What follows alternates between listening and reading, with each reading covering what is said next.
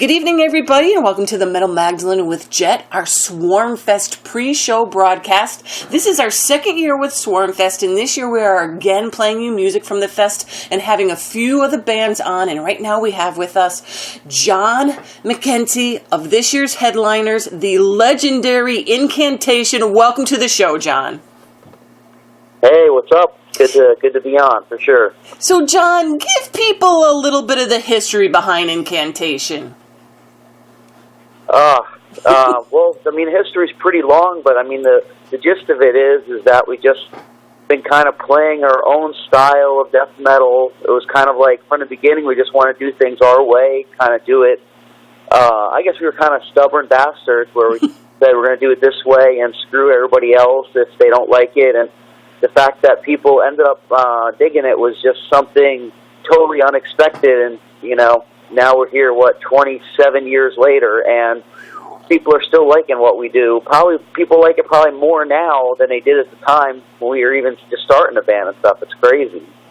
And I was going to say, too, you know, it's been a while since you started this thing up, and so much has changed since the late 80s. Oh, my God. Yeah, I know. Just look in the mirror. But what has the journey been like for you? I mean, that's a long time. I mean, is there any particular thing? Has there ever been any time where you were like, F this, no more? Yeah. No, I mean, really, there wasn't a time where I totally just, gave up. I mean, there was a time where I just didn't feel quite as inspired. It was probably around 2009 till about 2010. I didn't really feel that inspired to write music, but I would never really hung it up. I just kind of was like, well, I'm just going to wait until I'm inspired to do something. But I mean, it was really strange. I mean, really early on was probably the strangest because around between 91 and 93, we kind of at that time, we kind of peaked. We did really well.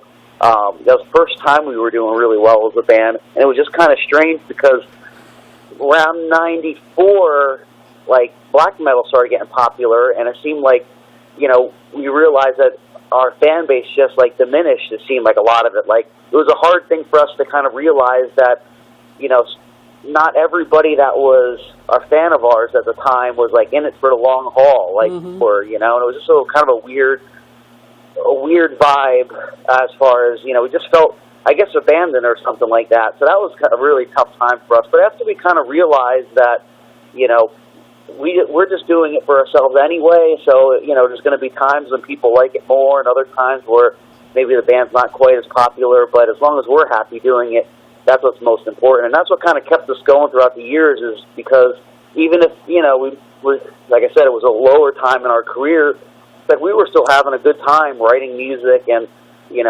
especially with drummer Kyle, who's in the band now. He's been in the band now for 20 years. I mean, we get along so well. We just have such a fun time writing music and touring and stuff that it's just, it's more like when we get together as a band, it's more like a family hanging out, having a good time than anything else. And you speak, that makes it awesome, You speak about touring there. So what has it been like touring over all these years and meeting fans from all over the place, and different cultures and all that kind of thing? Yeah, well, I mean, it's great. I mean, a lot of times when we go almost to any major city in the U.S., Europe, South America, even now in Asia these days, we know people well. So it's every time, especially Europe, it's when we go to Europe these days, it's we're meeting up with old friends now, that we've known for years, and we know the cities pretty well where we go to, and it's actually a lot of fun. I mean, it was great the first time doing it all because it's all new and different experiences, but now it's like I said, it's almost like a homecoming every time we go places. I mean, it's awesome, and we have so many friends, this show's in Florida, and we always have a lot of friends from Florida. I mean, obviously from all the bands and stuff like that we've known and toured with from Florida, but also just a lot of fans in general that we've seen at our shows throughout the years. So, always, it's going to be great to play the show, but it's also going to be great just to hang out with some old friends and just kind of toss the bowl for a while and stuff, too. I mean, that's what's so great about touring and metal and playing in the band and all that stuff, it's really one big happy family. We totally embrace that attitude of just, we just want to go to a show, put on the best show possible, but also have a good time, just hanging out with friends and everything. It's almost like a social network or something, It's really cool. Well, that's great that you're still having fun. And it's exactly like you were saying, you've been around for a while, you've played these spots, and now it's kind of nice because it's familiar to you. You don't have to be like, we don't want to go down that street there. That's the bad street. Yeah, and we also know, like, promoters and stuff for the clubs a lot of times are just it's just fun. I mean, we know maybe what places to hit in town that are cool, and places to get something to eat at, or, we know, let's call up this friend or whatever and hang out or something, So it's really, for us, it's like just a blast. I mean, getting to play shows and have people, pay you and pay for your travel, and you get to hang out and have a good time. I mean, that's pretty awesome, Absolutely. It's a lot of people's dream come true. Oh, exactly. Well, that's the thing is I never forget that the opportunities that I've gotten with Incantation are the opportunities that people, who are probably 10 times better musicians than I am, don't even get that opportunity. So I make sure I appreciate 100%. I never take any of it for granted. It just, trust me, it's so much better being able to play music and, have a dream come true from when you're a little kid than almost anything else in life, Absolutely. And now, John, November 19th, nice and warm down there in Florida. Looking forward to the fest then, right? Hell yeah. Well, yeah, we get out of Pennsylvania where it's going to be freezing by that time. So get some nice weather, get some metal, it's going to be an awesome experience. And we haven't played Tampa for quite a while now, so it'll really be a really fun experience for us to get to hang out with everybody again. And you guys closing out the fest, how long is your set, do you know? I don't know exactly how much time we get, but it's going to be, the minimum is probably going to be an hour, and maximum probably an hour, 20 minutes. It just depends on how much time they have. And at a fest, you never know. Things sometimes run a little late. Hopefully they run a tight ship, so we'll be able to play, as long as possible. We'll play as long as possible without getting boring. There you go. No, you guys... You don't want to overdo it, No. You have as many albums as we do. We go on forever, but it's kind of like, okay, it's enough already. So you guys are going to be bringing plenty of merch with you and stuff? Yeah, we have a bunch of killer merch, and it's just going to be, we're going to have the whole operation. It's going to be a good deal. We're going to have our sound guy, which has been doing sound for us, and it's good to have that because it always makes sure we sound good no matter what crappy situation we're in, So it'll definitely be a killer show. And really in the last year or so, but just recently we got back from South America. We played Chile and Colombia, and man, those shows were just totally amazing. I mean, the vibe was so great, and we're just totally ready to kick some butt, especially because the Malevolent tour we were supposed to do got canceled, so we're really anxious to play. We were expecting to be playing shows all of October, but that fell through, so now we're kind of antsy. I mean, we're going to Europe before that, so we'll be nice and primed up, so by the time we get to Florida, everything should be a well-oiled machine. And then now what's going on after the fest with the band? Well, the main thing is we're going to finish up the recording of the next album, which had some issues. Actually, the album was supposed to be out already, but there were some production issues that got screwed up, and then we ended up having to re-record some of it. It's just a big mess.